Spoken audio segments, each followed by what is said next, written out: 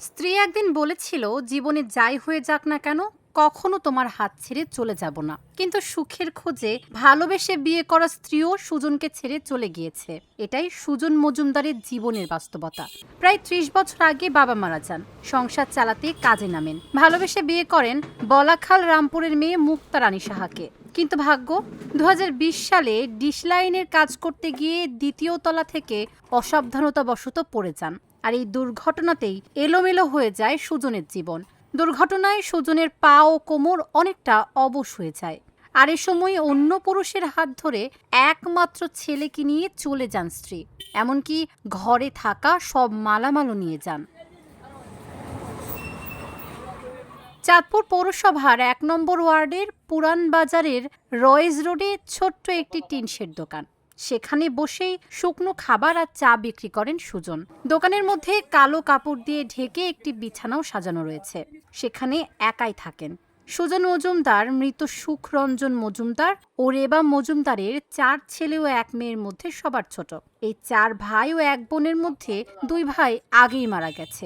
বাকি যারা আছে তারাও তাদের মতো চলছে। বৃদ্ধা মা কখনো ভাইয়ের বাসায়, আবার কখনো বোনের বাসায় থাকেন। ওনার দোকান থেকে মাঝে মধ্যে আমরা আইসা খাই। ওনার আচরণ দেখে অনেক ভালো লাগে। প্রতিবন্ধী একজন মানুষ এই অবস্থায় এই দোকানটা চালাইতেছে অনেক কষ্ট করে। সরকার থেকে, প্রশাসন থেকে যদি ওনার দিকে একটু দৃষ্টি দেয় তাহলে হয়তো ওনার জীবনটা আর একটু ভালো হবে। তো ওনার ছেলে সন্তান নাই, স্ত্রী নাই, ওনার মা বিধবা অসুস্থ মা আছে। এখন যদি ওনারা একটু সাহায্য করে তাহলে উনি আবার উনি পুরনো বাঁচতে পারবে।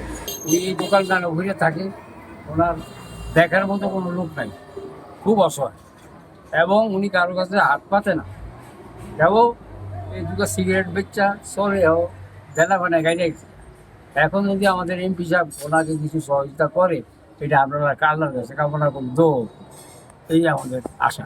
মানুষের সহায়তার চিকিৎসার মাধ্যমে লাঠিতে ভর দিয়ে ধীরে ধীরে চলতে পারে সুজন। মাঝে মাঝে পাশে থাকা এক ভাইয়ের বাসায় দুপুরে একবেলা খাওয়া দাওয়া করেন। শুভাকাঙ্ক্ষীরা তাকে এই দোকানটা চালাতে উপকরণ কিনে দেন। এভাবেই জীবনযাপন করছেন সুজন। ওষুধ খরচ দৈনিক লাগে, খানা খরচ লাগে, তার একটা ওই দৈনিক ব্যায়ামের জন্য লাগে, থেরাপি দেওয়া লাগে। এটা আমার দ্বারা সম্ভব হয় না, কারণ আমি যেই টাকা পাই আমার সংসার চালিত করতে হয়। ওইখানে কোনোরকম ভাবে আমি যা পারি দিয়া কোনোরকম ভাবে তার পুরোপুরি কাজ সম্পূর্ণ করতে পারি না। যদি সরকার পক্ষে কেউ বা এমপি মহোদয় কেউ যদি সহযোগিতা করে, মনে হয় আমার বাইশ কোনোরকম ভাবে চলে যেতে পারতো আর কি, বা সুস্থ হইতো। সুজনের দোকানের ভাড়া মাত্র ১৮০০ টাকা। এই টাকা দিয়ে জীবনযাপন অনেক কষ্টকর। তাই সমাজের বিত্তবান ও দানশীলদের থেকে সহযোগিতা চান সুজন। আমার সংসার ছিল, স্ত্রী সন্তান সবই ছিল। ২০২০ সালে আমি একটা অ্যাক্সিডেন্ট হই কাজ করতে যাই। এই কাজ করার পরে আমি পড়ে তাদের থেকে পড়ে যাই। পড়ে যাওয়ার পর আমার ঘাড়ের রোগ ছেড়ে যায়। চিকিৎসা নেই, চিকিৎসার জন্য তখন অনেক সমস্যা হয়েছে আমার। তো যাই হোক, অনেক কষ্ট করে আমি ঢাকা মেডিকেলে প্রায় ৩ মাস ছিলাম। থাকার পরে আমি অপারেশন হই। অপারেশন হওয়ার পরে মোটামুটি সুস্থ হই। তো সাহায্য সহযোগিতা করার মতো এরকম একটা কেউ ছিল না, আর নিজের অতটুকু অবলম্বন ছিল না। ওই সময় আমার স্ত্রী সন্তানরা নিয়ে আমার স্ত্রী চলে যায়। সন্তানের খবর অনেকবার নেওয়ার চেষ্টা করছি, কিন্তু পরে শুনছি যে সে আরও ৩টা বিয়ে করছে।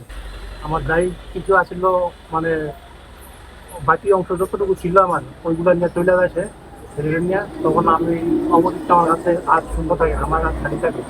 আমি চিকিৎসা করতে পারি না, চিকিৎসা করতে পারি না। বর্তমানে দোকানটা নিয়ে আসি। এখন খোঁজ খবর নেওয়ার মতো ওরকম লোক নাই। যদি একটা কিছু হয়েও যায় তাও দেখার মতো লোক নাই। সমাজসেবা কার্যালয় বলছে, অসহায় সুজনের পাশে দাঁড়ানোর কথা। তিনি একজন অসহায় এবং অসচ্ছল একজন প্রতিবন্ধী।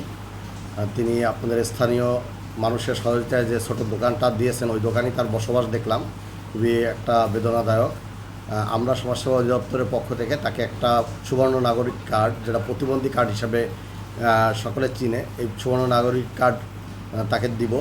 উনি একটি অনলাইন সফটওয়্যারে ওনার আবেদনটা জমা হবে। তারপরে আমরা ডাক্তারের কর্তৃক শনাক্তকরণ করে তাকে একটা সুবর্ণ নাগরিক কার্ডটা দিলে উনি প্রতি মাসে ১,০০০ টাকা করে প্রতিবন্ধী ভাতা পাবেন।